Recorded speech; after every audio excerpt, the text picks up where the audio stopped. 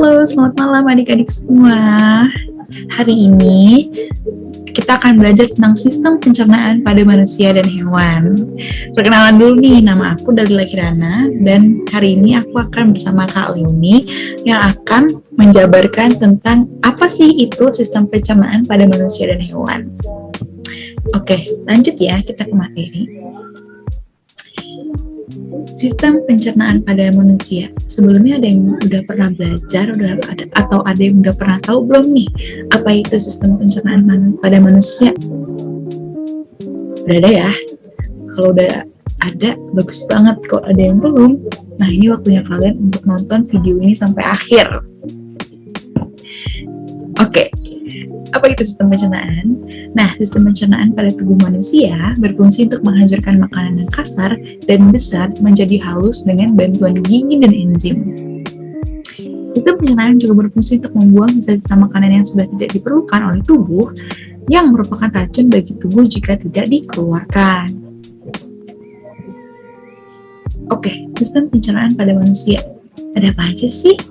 Ada yang tahu nggak sih apa itu sistem pencernaan pada manusia? Organ-organnya apa aja ya? Yang bisa jawab? Bener banget ya. Bagi kalian yang udah jawabnya berarti keren banget. Berarti kalian udah pernah belajar ya? Oke, dalam mulut, makanan itu akan dihancurkan ya adik-adik dengan bantuan gigi dan enzim. Nah, dalam bantuan gigi itu maksudnya kalian mengunyah makanan itu ya. Dan untuk enzim sendiri yang ada di mulut, ada enzim, yaitu enzim vitalin atau amilase. Nah, diingat-ingat ya, ada enzim vitalin atau amilase, yaitu enzim yang mengubah amilum menjadi maltosa. Amilum itu karbohidrat yang masuk dalam tubuh kalian seperti ubi, singkong, nasi. Kalian makan nasi kan ya sehari-hari? Nah, dalam mulut itu ternyata terjadi prosesnya adik-adik, yaitu karbohidrat diubah menjadi gula yang lebih sederhana atau maltosa. Yang kedua ada kerongkongan nih. Jadi kerongkongan ada di sini. Jadi makanan yang sudah kalian kunyah dalam mulut akan didorong nih ke dalam kerongkongan yang akan menuju lambung. Nah, perlu kalian ketahui bahwa di dalam kerongkongan ada gerakan meremas makanan yang disebut gerakan peristaltik. Perlu diingat ya.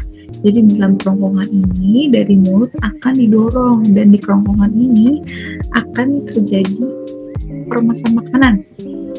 Itu tanda kutip gerakan peristaltik. Ingat-ingat ya. Yang ketiga ada lambung. Kalian tahu lah ya lambung. Nah, lambung ini akan terjadi proses pencernaan makanan dari zat kompleks atau zat yang sulit menjadi zat yang lebih sederhana, yaitu dengan bantuan enzim.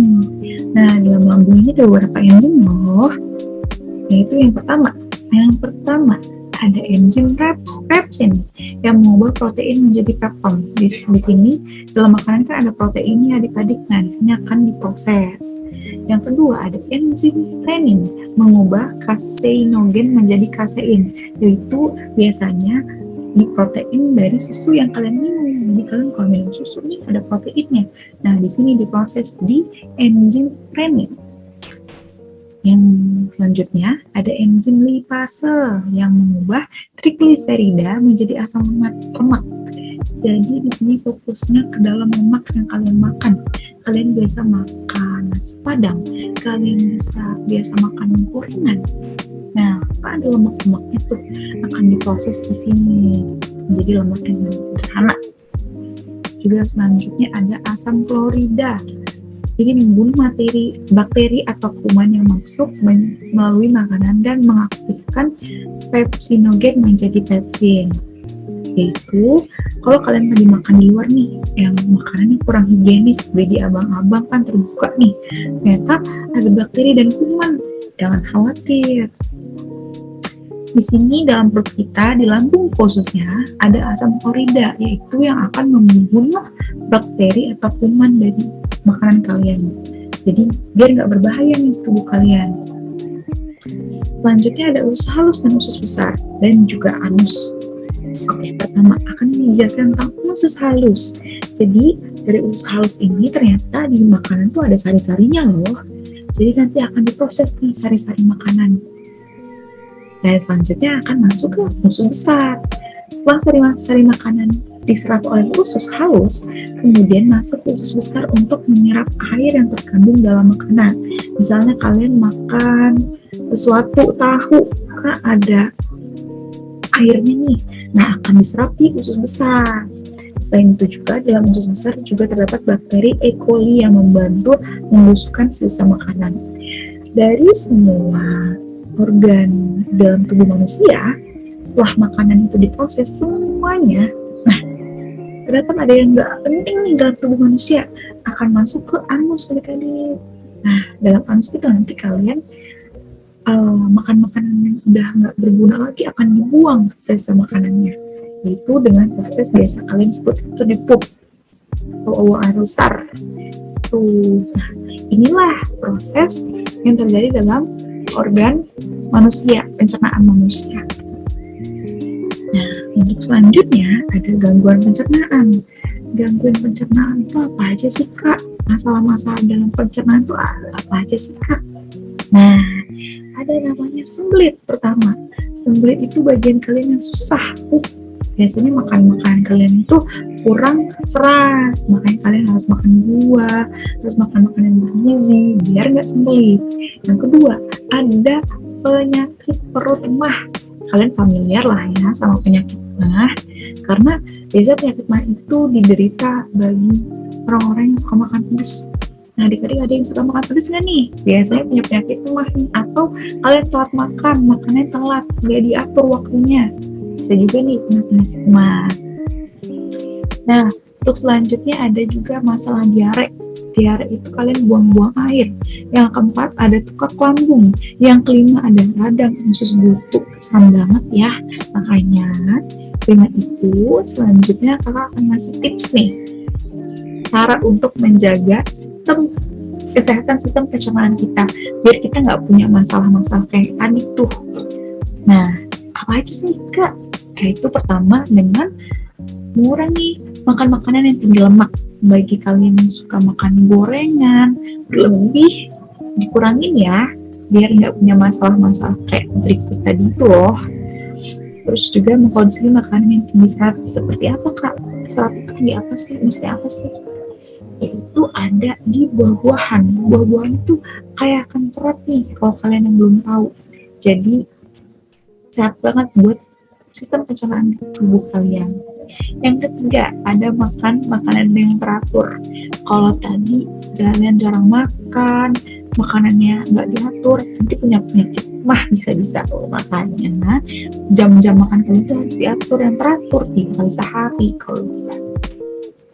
Yang keempat, dengan mengkonsumsi air putih yang cukup, dan yang kelima dengan rutin berolahraga dan tidak merokok. Nanti kalian kalau bisa nggak boleh ya merokok karena nggak bagus nih untuk sistem pencernaan di tubuh kalian ini. Oke, sekian aja ya adik-adik, semoga apa yang sudah kakak sampaikan ini bermanfaat nih buat kalian. Dan untuk selanjutnya akan disampaikan materi oleh Kak Leoni, yaitu sistem pencernaan pada hewan. Semoga kalian paham ya. Tetap jaga kesehatan semuanya. Sampai ketemu di penjabaran video lainnya. Dadah.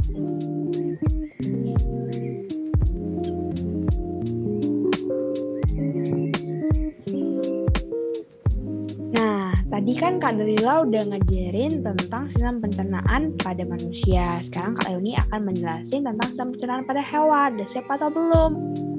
Siap dong ya. Oke. Sekarang kita akan memasuki sistem pencernaan pada hewan. Oke, kita masuk ke hewan yang pertama, yaitu ruminansia atau hewan mama biak. Itu organ-organnya terdiri dari yang pertama itu gigi, itu untuk memotong dan mengunyah makanan. Yang kedua itu lidah, itu untuk mendorong makanan yang sudah dikunyah menuju lambung. Yang ketiga itu adalah rumen atau perut besar, yaitu makanan cerna hingga menjadi bubur dengan gerakan mengaduk pada di dinding rumen yang dibantu oleh bakteri. Pada saat beristirahat, makanan akan kembali ke mulut untuk dikunyah. Setelah dikunyah untuk kedua kalinya, makanan akan masuk ke retikulum atau perut jala. Di rumen itu digambar nih yang warna pink muda. Lalu organ yang keempat itulah retikulum atau progala, yaitu makanan difermentasi oleh bakteri anaerob dan protozoa. Dan itu pada tahap ini makanan mengalami proses absorpsi dan penyaringan benda-benda asing yang masuk. Itu retikulum ini. Lalu yang kelima itu omasum atau perut kitab, yaitu adalah makanan yang telah disaring akan masuk ke omasum yang kemudian dicerna dengan bantuan enzim. Omasum itu yang pink tua. Lalu organ yang terakhir itu abomasum atau perut masam, yaitu bagian perut inilah disebut lambung karena pada abomasum makanan akan dicerna dengan bantuan enzim pepsin yang dihasilkan oleh abomasum. Jadi enzim pepsin ini itu memecah protein menjadi pepton. Lalu jenis hewan kedua itu serangga atau burung, itu organ-organnya yang pertama itu adalah mulut, itu untuk memotong dan mengunyah makanan.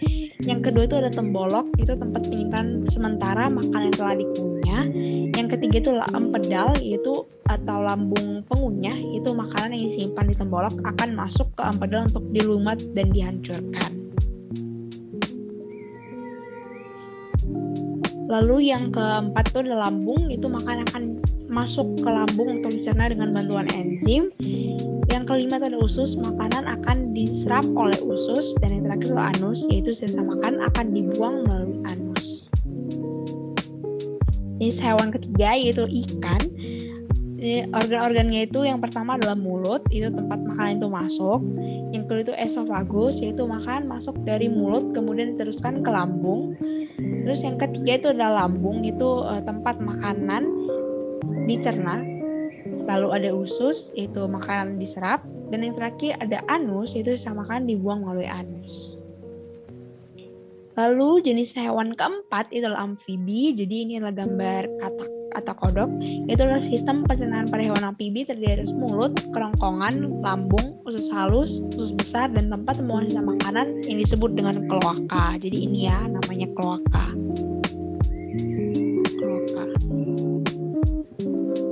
Oke, jenis hewan terakhir itu ada mamalia, yaitu sistem pencernaan mamalia sama dengan manusia. Jadi sama dengan yang udah dijelasin sama Kak Dalila di pertama tadi. Itu terdiri atas mulut, kerongkongan, lambung, usus halus, usus besar, dan anus.